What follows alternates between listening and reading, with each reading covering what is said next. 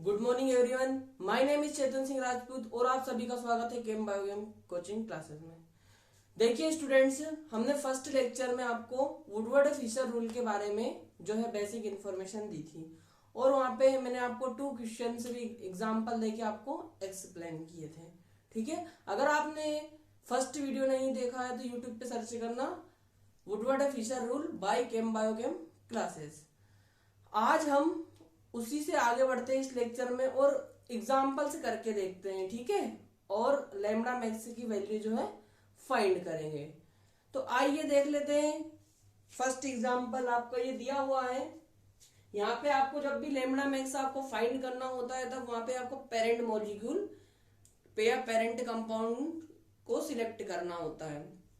अगर आपका 1,3-ब्यूटाडाइन आपका पेरेंट कंपाउंड है तो उसकी जो लैम्डा मैक्स की वैल्यू 217 नैनोमीटर पर आती है। अगर आपकी होमोएन्युलर डाइन है तो उसकी 253 नैनोमीटर पर आती है। अगर आपकी हेट्रोएन्युलर डाइन है तो इसकी 214 नैनोमीटर पे जो है आपकी बेस वैल्यू आती है। ये मैंने आपको टेबल पिछले जो है लेक्चर में आपको बना के बताई थी और उसी का आज यूज करके हम लैम्डा मैक्स को फाइंड करेंगे। ठीक है, तो देखिए आपका जो पहला एग्जांपल है, ये फर्स्ट एग्जांपल है। इसमें आपको क्या करना है, सिलेक्ट करना है। ठीक है, तो देखिए 1,3-ब्यूटाडाइन आपका क्या हो गया, ये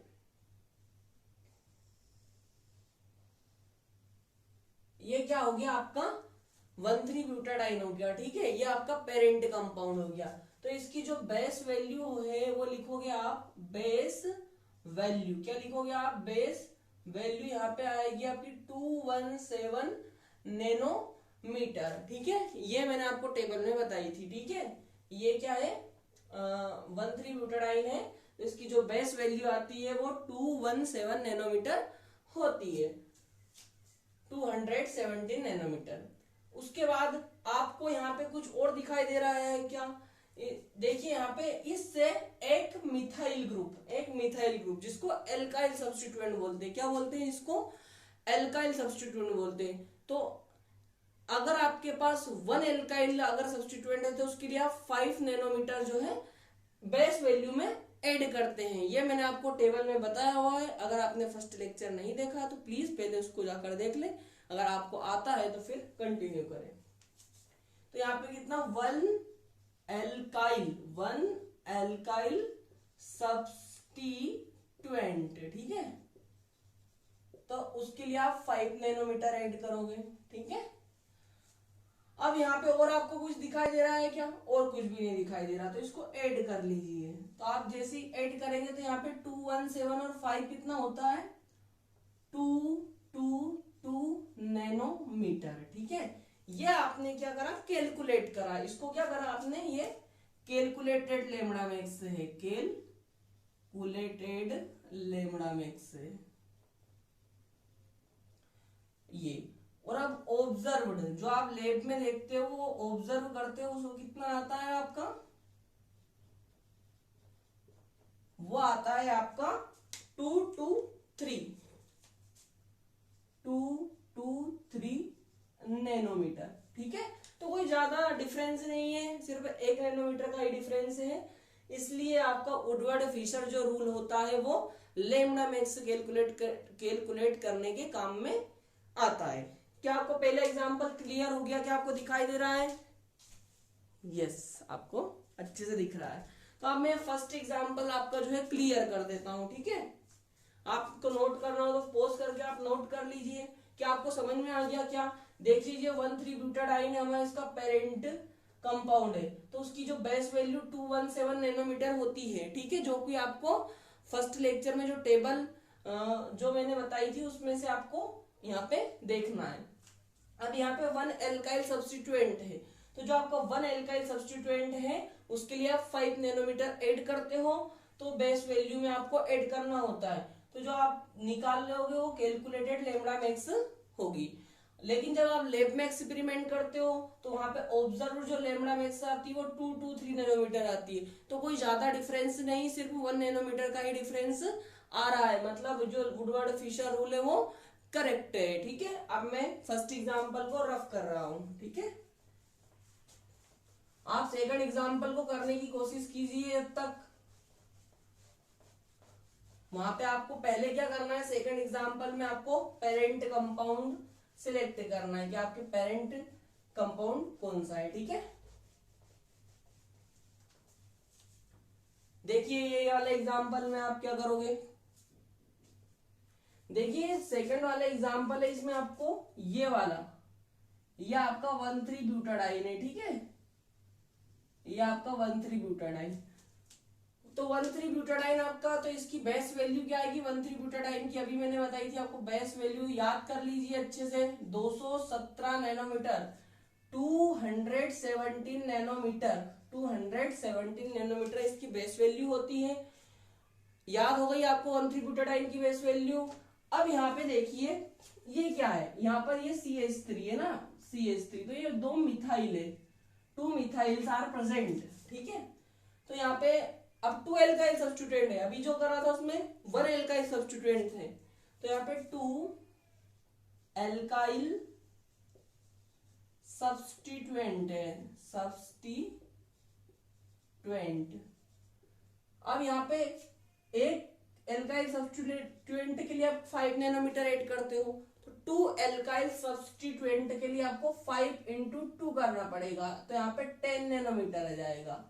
अब जब आप इसको ऐड करोगे तो आपका 227 नैनोमीटर ये आपकी आती है कैलकुलेटेड। क्या आती है, कैलकुलेटेड।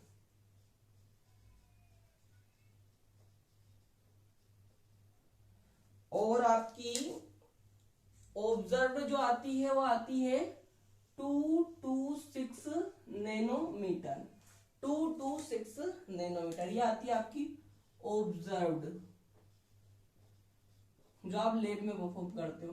सिर्फ एक पॉइंट का ही आपका जो 1 नैनोमीटर का ही आपका जो है डिफरेंस आ रहा है, मतलब हमारा जो वुडवर्ड फिशर रूल है वो कंप्लीटली ट्रू है, कंप्लीटली ट्रू है for lambda max calculate.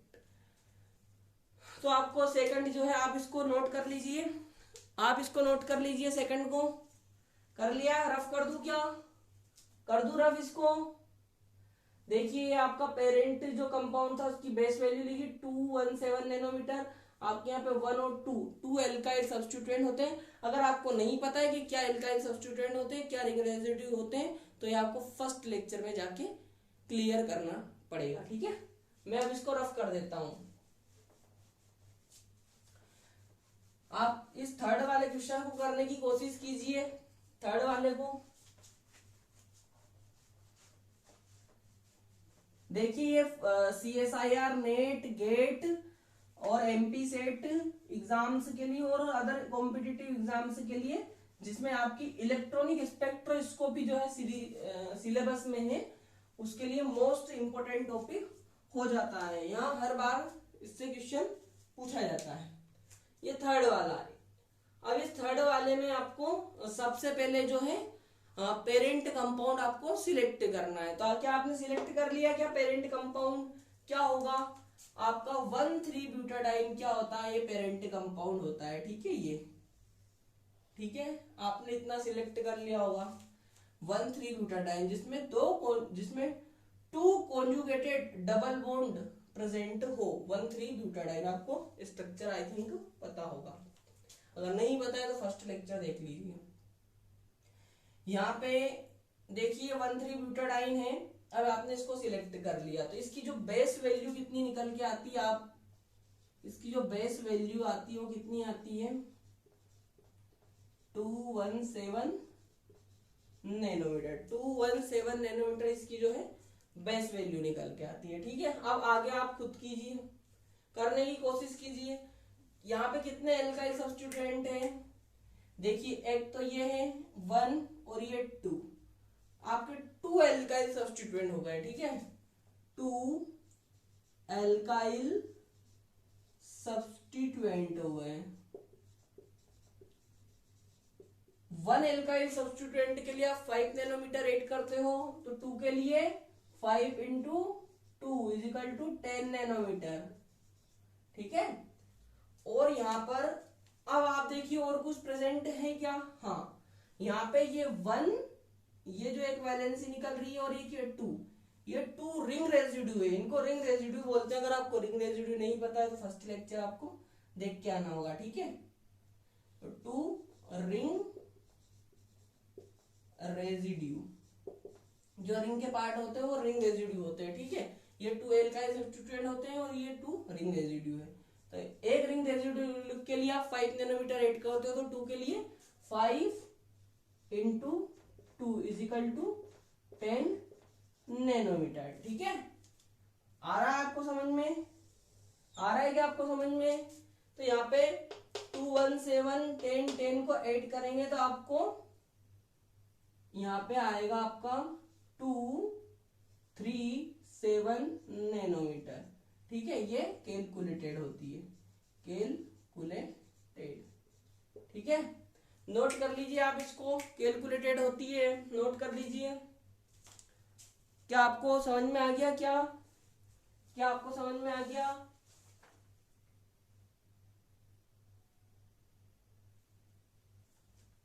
Very good, आ गया क्या? ठीक है, रफ कर दूं?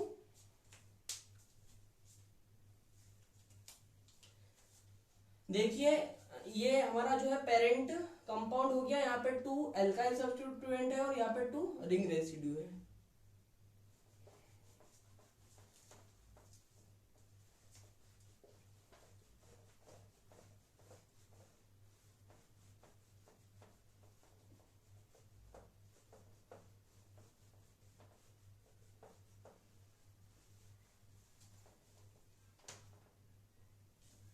इसको करने का प्रयास कीजिए। क्या आपने इसको पहचान लिया? क्या होमो एन्युलर डाइन है, हेट्रो एन्युलर डाइन?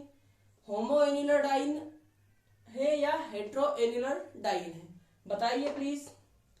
देखिए यहाँ पे कॉन्जुगेटेड डबल बॉन्ड वो अलग अलग रिंग में, डिफरेंट रिंग में, इसलिए हेट्रो एन्युलर डाइन है। और अगर ये दोनों डबल बॉन्ड जैसे यहाँ पे होता तो ये होमो एन्युलर डाइन। अगर दोनों डबल बॉन्ड एक ही रिंग में होते तो होमो एन्युलर डाइन। अगर ये दोनों डबल बॉन्ड डिफरेंट रिंग में है तो वो हेट्रो एन्युलर डाइन होता है, ठीक है। तो इसकी हेट्रो एन्युलर डाइन की आपको बेस वैल्यू पता है क्या? क्या आपको हेट्रो एन्युलर डाइन की बेस वैल्यू पता है? 214 नैनोमीटर। 214 नैनोमीटर इसकी बेस वैल्यू होती है हेट्रो एन्युलर डाइन से की, ठीक है। तो ये आपका पेरेंट, ये आपका पेरेंट कंपाउंड हो गया, ठीक है। अब आपको यहाँ पे कुछ दिखाई दे रहा है क्या? क्या यहाँ पे रिंग रेजिड्यू प्रेजेंट है? Yes, 1 2 and 3, 1 2 and 3। देखिए ये रिंग रेजिड्यू होता क्या है, अगर आपको डीप में जानना है तो आपको फर्स्ट लेक्चर देखना होगा। बाकी मैं आपको बता देता हूँ। जो 1,3 ब्यूटाडाइन है, ठीक है, इसके साथ जितने भी कॉन्जुगेटेड डबल बॉन्ड होते हैं उनसे जितनी भी वैलेंसी जो रिंग से जुड़ी होती है वही रिंग रेजिड्यू होता है, ठीक है, वही रिंग रेजिड्यू होता है। तो यहाँ पे 3 रिंग रेजिड्यू है, तो रिंग रेजिड्यू 3। एक रिंग रेजिड्यू के लिए आप 5 नैनोमीटर ऐड करते हो, 3 के लिए 5 इंटू 3 तो 15 नैनोमीटर। यहां और कुछ प्रेजेंट है क्या? यहां और कुछ प्रेजेंट है क्या? क्या आपको यहाँ पे एक्सोसाइक्लिक डबल बॉन्ड दिख रहा है क्या? यस। देखिए ये जो बी वाली रिंग है इसके जस्ट बाहर ये डबल बॉन्ड है, ठीक है, तो ये एक्सोसाइक्लिक डबल बॉन्ड होगा। क्या बोलेंगे इसको? Exocyclic double bond. तो ये एक्सोसाइक्लिक डबल बॉन्ड के लिए आप कितना ऐड करते हो? एक्सोसाइक्लिक डबल बॉन्ड, तो इसके लिए आप 5 नैनोमीटर ऐड करते हो, ठीक है। अब आपको कुछ और दिखाई दे रहा है क्या यहाँ पे? और कुछ नहीं दिखाई दे रहा। क्या इस ए रिंग के लिए ये वाला एक्सोसाइक्लिक डबल बॉन्ड है क्या? नहीं है। ये एक सिंगल बॉन्ड के बाद डबल बॉन्ड है, मतलब डायरेक्टली रिंग से अटैच्ड नहीं है, तो ये एक्सोसाइक्लिक डबल बॉन्ड नहीं होगा। तो यहाँ पे आप इन सभी को ऐड कर लीजिए। तो ये 15 5 20 और 2 3 नैनोमीटर होगा, ठीक है, 2, 3, 4 नैनोमीटर। तो ये आपका इसका लेमडा, इस कंपाउंड का जो है लेमडा मैक्स निकल के आएगा। आप इसको रफ कर आप इसको नोट कर लीजिए, मैं इसको रफ कर देता हूँ, ठीक है, पोस्ट कर लेना अगर समझ में नहीं आया तो, ठीक है। नेक्स्ट वाला आप खुद करने की कोशिश कीजिए। देख गलती करके इंसान सीखता है, आप जितनी गलती करेंगे उतने परफेक्ट बनेंगे, ठीक है। स्टार्टिंग में सभी को प्रॉब्लम्स आती हैं, तो आप खुद करने की इसको कोशिश कीजिए। इस वाले को कीजिए, क्या ये होमोएन्युलर है या हेटेरोएन्युलर है? क्या आपने इसको पहचान लिया? ये होमोएन्युलर है या हेटेरोएन्युलर है? वेरी गुड, ये हेटेरोएन्युलर है। क्यों? क्योंकि यहाँ पे conjugated double bond different ring में, इसलिए ये हेटेरोएन्युलर है, ठीक है। तो यहाँ पे आपका ये हो गया पेरेंट कंपाउंड। ये क्या आपको यहाँ पे रिंग रेजिड्यू दिखाई दे रहे हैं? इसके लिए बेस वैल्यू लिख लेते हैं। क्या आपको नीचे का बोर्ड दिखाई दे रहा है? चलो ऊपर ही लिख देता हूं, ठीक है। यहाँ पे ये बेस वैल्यू इसके लिए पढ़ रहे हैं, ठीक है, बेस वैल्यू। हेटेरोएन्युलर के लिए बेस वैल्यू कितनी होती है? 214 नैनोमीटर, 214 नैनोमीटर, ठीक है। क्या यहाँ आपको रिंग रेजिड्यू दिखाई दे रहा है? Yes, first, second, third and fourth, 4 ring residue are present, ठीक है। तो 4 रिंग रेजिड्यू, 1 रिंग रेजिड्यू के लिए आप 5 नैनोमीटर ऐड करते हो, तो 4 के लिए 5 × 4 = 20 नैनोमीटर। तो इसका भी आपका 2, 3, 4 नैनोमीटर निकल के आंसर आएगा, ठीक है। नोट कर लीजिए, अच्छे से समझ में आया, नोट कर लीजिए, वेरी गुड। अब ये नेक्स्ट वाला आप खुद करने की कोशिश कीजिए, इसके जैसा हम पहले भी कर चुके हैं, ठीक है। इसमें कुछ थोड़ा सा हमने चीज इंक्रीज करी है, एक चीज हमने इसमें से इंक्रीज कर दी है, ठीक है। आप करने की कोशिश कीजिए। कर लिया क्या? बताऊं?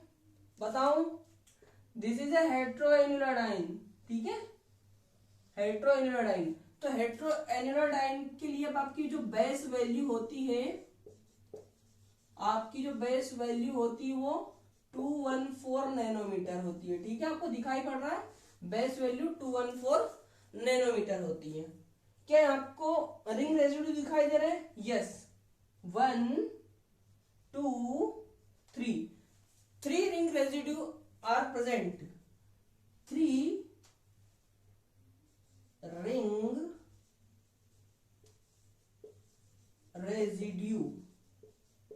तो 1 के लिए 5, तो 3 के लिए 5 × 3 = 15 नैनोमीटर, ठीक है, 15 नैनोमीटर। क्या यहाँ पे आपको एल्काइल सब्स्टिट्यूएंट दिखाई दे रहा है? यस, ये आपका एल्काइल सब्स्टिट्यूएंट है, ये जो आपका, ठीक है, ये मिथाइल।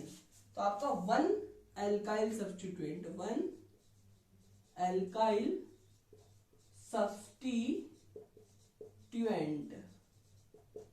तो 1 एल्काइल सब्स्टिट्यूएंट के लिए आपको 5 नैनोमीटर ऐड करना पड़ता है, तो ये 5 नैनोमीटर।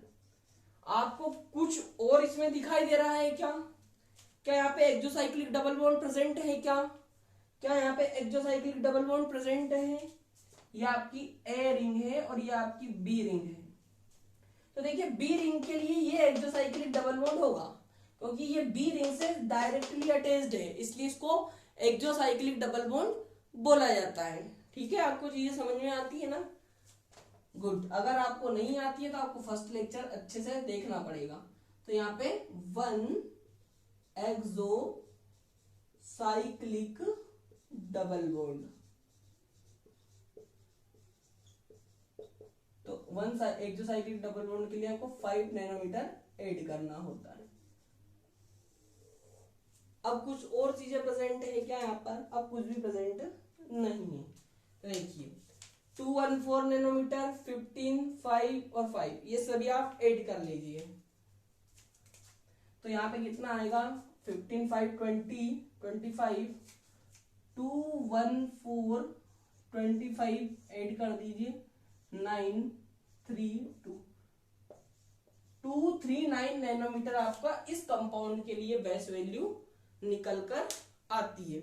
239 नैनोमीटर आपको यहाँ पे बेस वैल्यू आपकी निकल कर आती है।